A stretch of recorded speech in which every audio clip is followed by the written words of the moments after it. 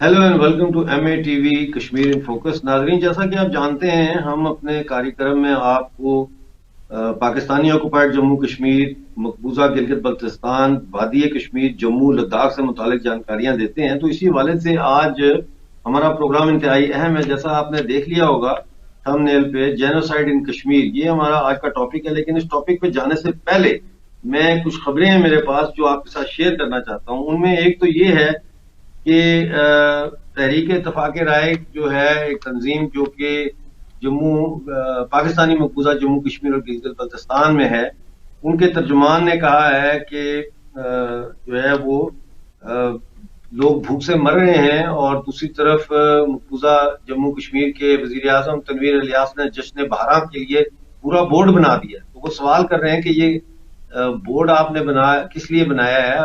लोगों के पास तो जश्न मनाने का टाइम नहीं है, लोग तो आटे की तलाश में दर बदर फिर रहे हैं।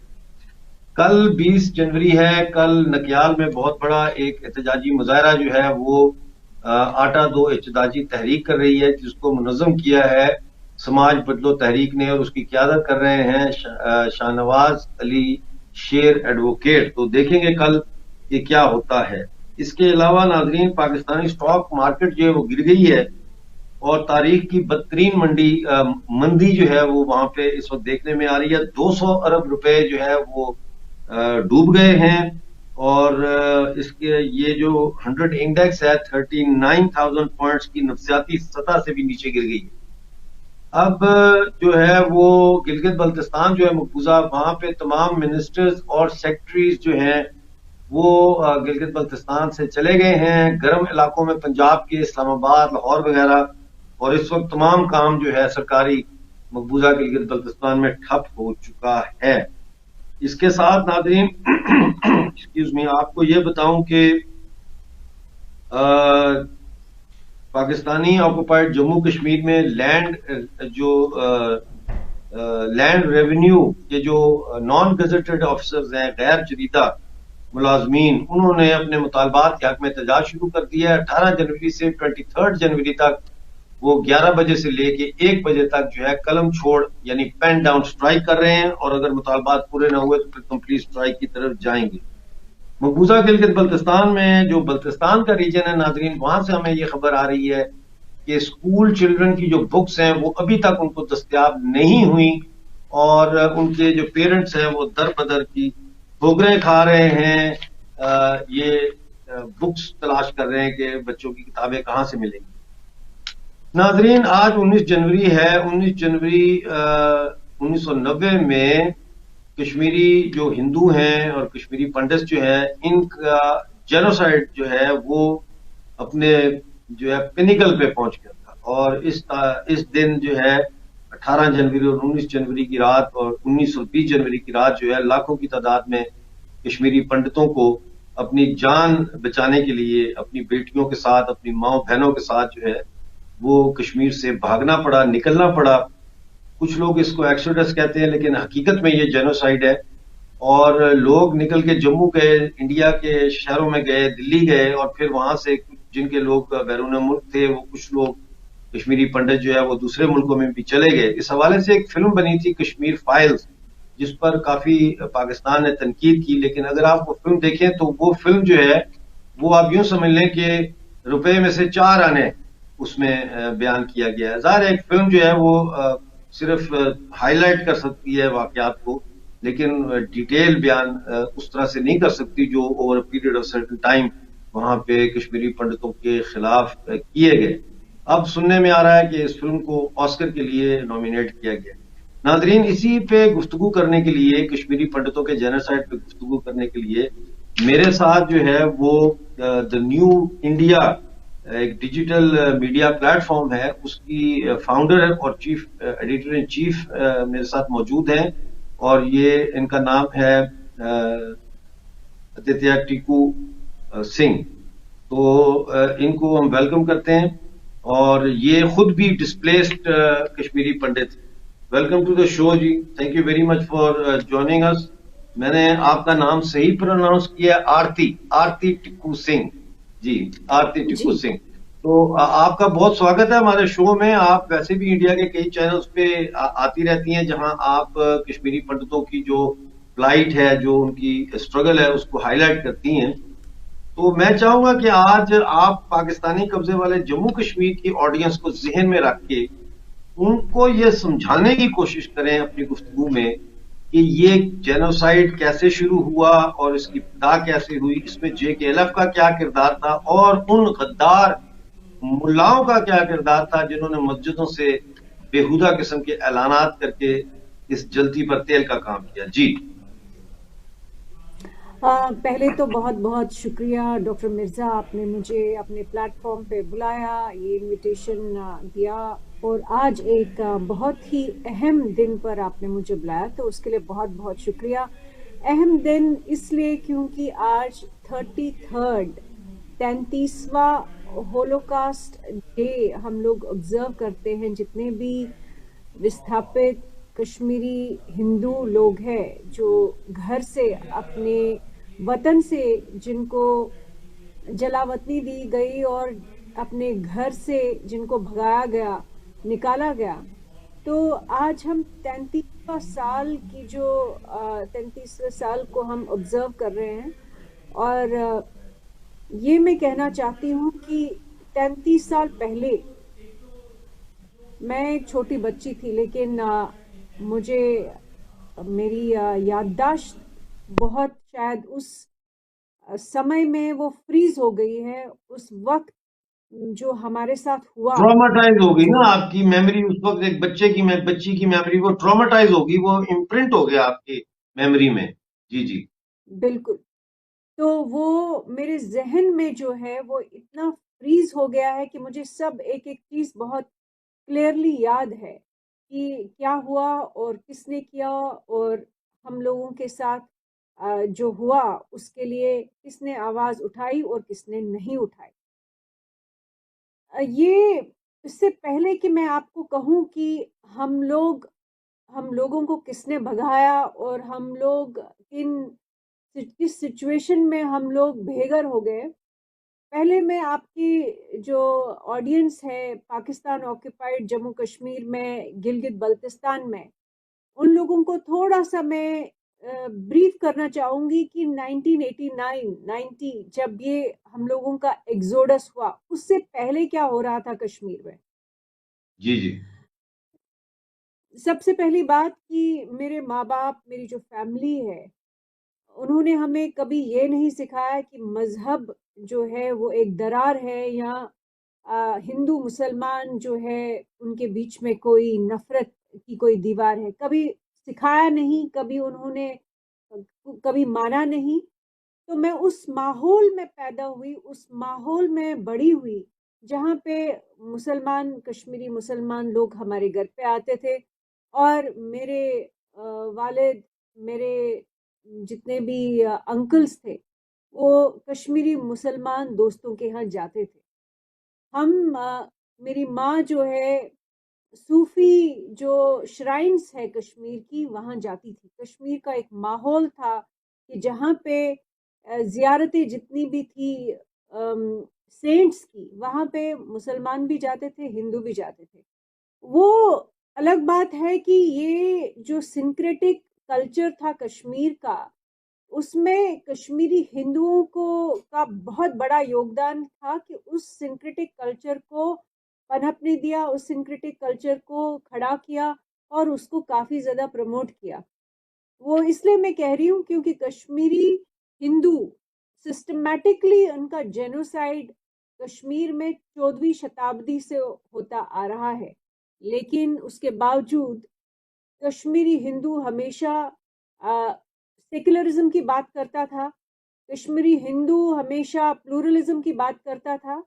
कश्मीरी हिंदू जो है वो सोशलिज्म, मार्क्सिज्म की बात करता था कश्मीर में।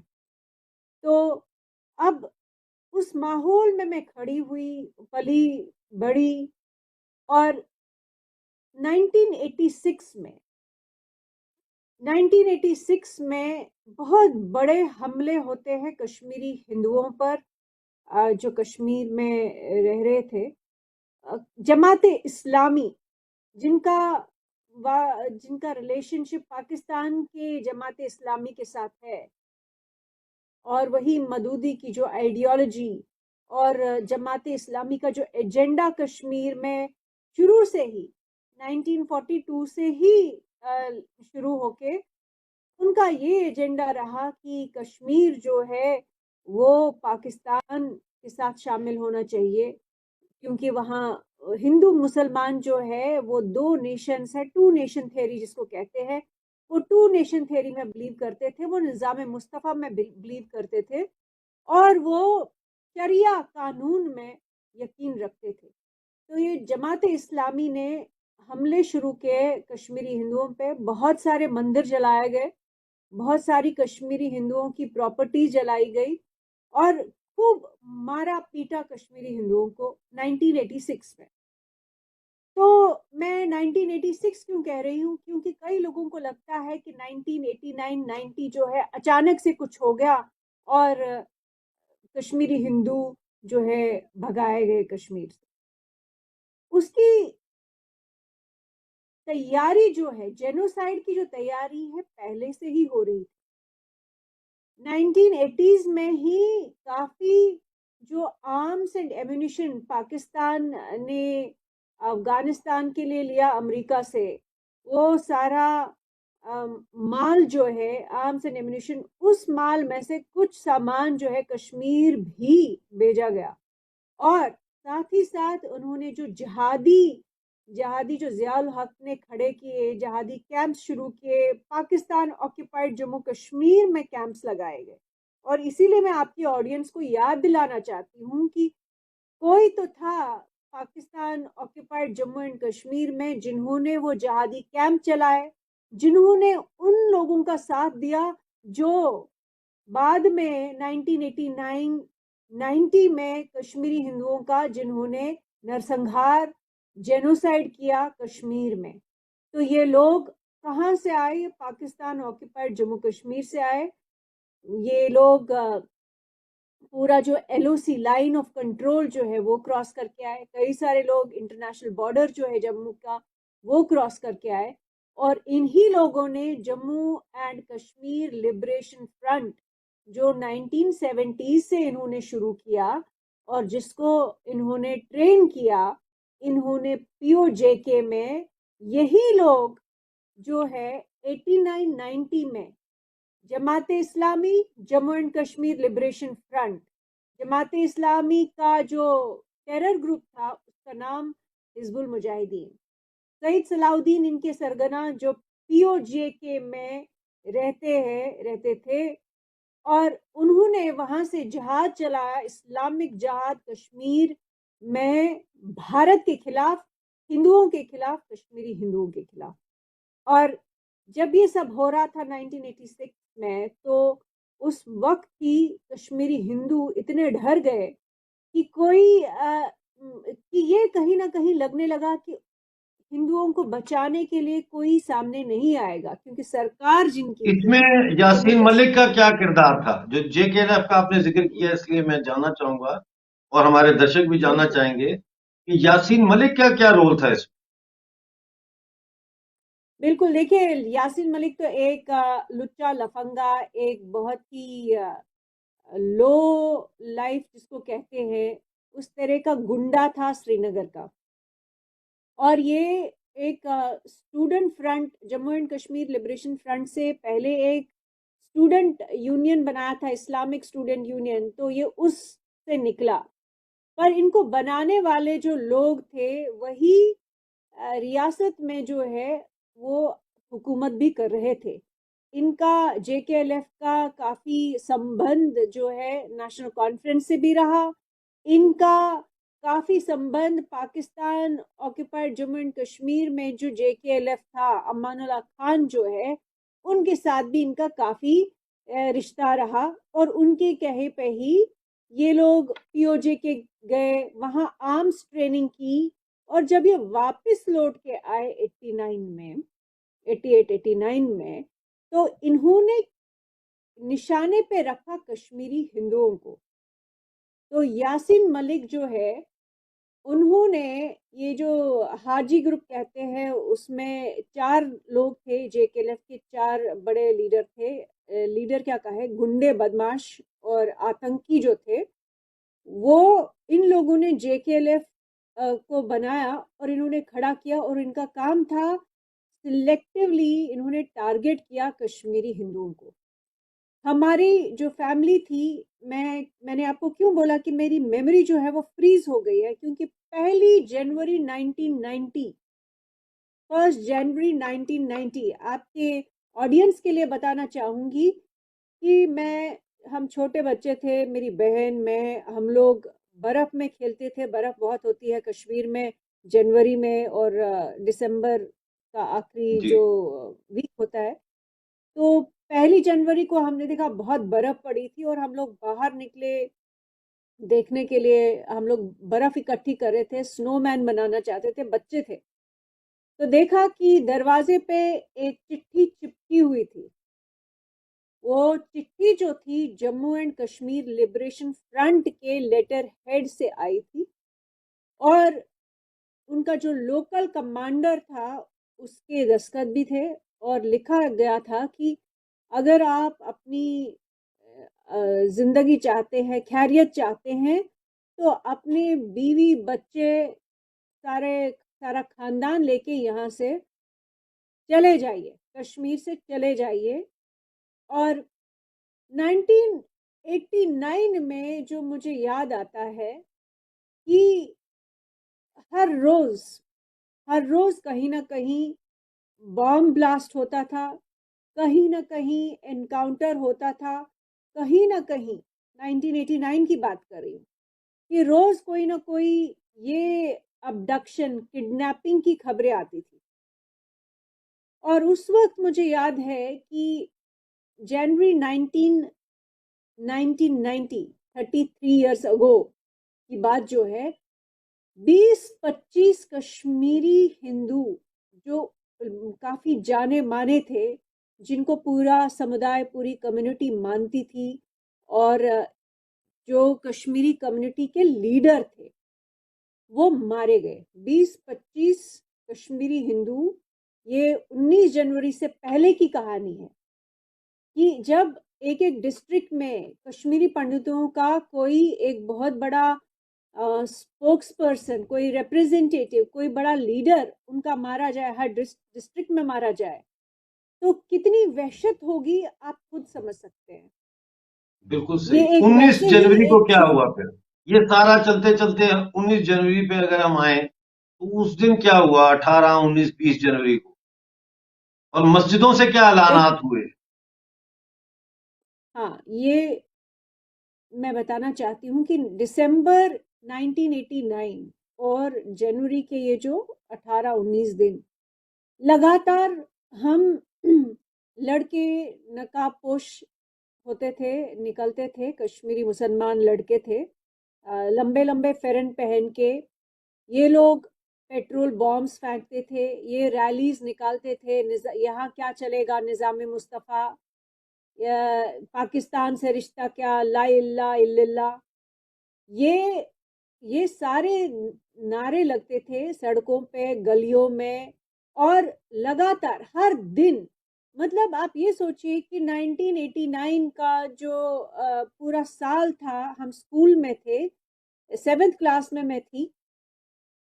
हर दूसरे दिन कर्फ्यू लगता था, हर तीसरे दिन बॉम्ब ब्लास्ट होता था, हर चौथे दिन कोई ना कोई अफरा तफरी। और इन लोगों ने सिलेक्टिवली जो है कश्मीरी हिंदुओं को टारगेट करके मारा। कहीं ठीक है। कहीं पे सड़क पे मेरे सामने जो हुआ, मैं उसका आपको, आपके ऑडियंस के लिए बताना चाहती हूँ। एक बहुत बड़े वकील और बहुत बड़े लेखक कश्मीर के, प्रेमनाथ भट्ट, उनका कत्ल मेरी आंखों के सामने हुआ। तो माय मैं बच्ची थी, मैं बच्ची थी, मैंने ये देखा कि उनका कातिल जो है वो बहुत तेजी के साथ भागने लगा। मैंने अभी लाश नहीं देखी थी, मैंने गोली की आवाज सुनी और मैं ट्यूशन पढ़ने जाती थी। तो मैं ट्यूशन जहाँ पे जाती थी उनके घर से निकली और मैंने इस वहशी दरिंदे को भागते हुए देखा और थोड़ी दूर आगे चली तो सामने लाश थी। तो मैं वापस ट्यूशन जो हमारे टीचर थे उनके घर गई और मैंने उनको कहा कि कुछ हुआ है। मैं हड़बड़ाहट में कह नहीं पाई कि क्या हुआ था। तो मैंने उनको कहा कि कुछ हुआ है, आप जाके देखिए। तो वो सिलसिला मैंने देखा। मैंने ये भी देखा कि कई बार जब हम स्कूल से शायद साल में कुछ चंद दिन जब हम स्कूल गए, एक दिन मेरी बहन और मैं एक एनकाउंटर में फंस गए। एक तरफ ये जिहादी जितने भी थे वो चिल्ला रहे थे, वो पत्थर फेंक रहे थे, पेट्रोल बॉम्ब्स फेंक रहे थे, और दूसरी तरफ से इंडियन पैरामिलिट्री फोर्स थी, सीआरपीएफ के जवान थे। तो उन पे ये अटैक हो रहा था और इस सब में हमें समझ नहीं आया कि हम क्या करें, घर जाएं तो जाएं कैसे। तो फिर हम एक गली में घुसे और किसी कश्मीरी हिंदू जिनको हम नहीं जानते थे उनके घर में शरण ली जब तक वो सारा मामला ठंडा नहीं हुआ। तो ये हुआ। अब जेकेएलएफ ने 89 में, जब बेशक अपने आप को ये लोग बहुत सेक्युलर कहते हैं, लेकिन आप सोचिए कि ये जो अपने आप को सेक्युलर पार्टी कहते हैं और जिन्होंने कहा कि वो जम्मू एंड कश्मीर की आज़ादी के लिए लड़ रहे हैं, आप सोचिए कि इन लोगों का एक बहुत बड़ा दरिंदा जो है, जिसको कहूंगी मैं, उसका नाम था बिट्टा कराटे। उसका सब लोकल नाम बिट्टा था, लेकिन कराटे इसलिए क्योंकि सबको गलत फहमी थी कि ये कोई कराटे प्लेयर है। तो ये बिट्टा कराटे ने ऑन टेलीविजन बाद में बोला कि उन्होंने 40 से ज़्यादा 45 कश्मीरी पंडित मारे और उसके बाद उनको गिनती भूल गई। कितने मारे होंगे उनको याद नहीं था कि कितने मारे, लेकिन उन्होंने ये टीवी पे कहा। तो ये जेकेएलएफ के मेंबर थे। ये जो और यासीन मलिक है ये भी तो इन्वॉल्व थे ना, जो 4 एयरफोर्स के लोग कत्ल हुए हाँ, थे वहां उसमें पे अटैक पहुंचे। में। इसने भी गोलियां चलाई थी, यासीन मलिक ने भी उनको शहीद किया। यासीन मलिक पे बहुत सारे आरोप है।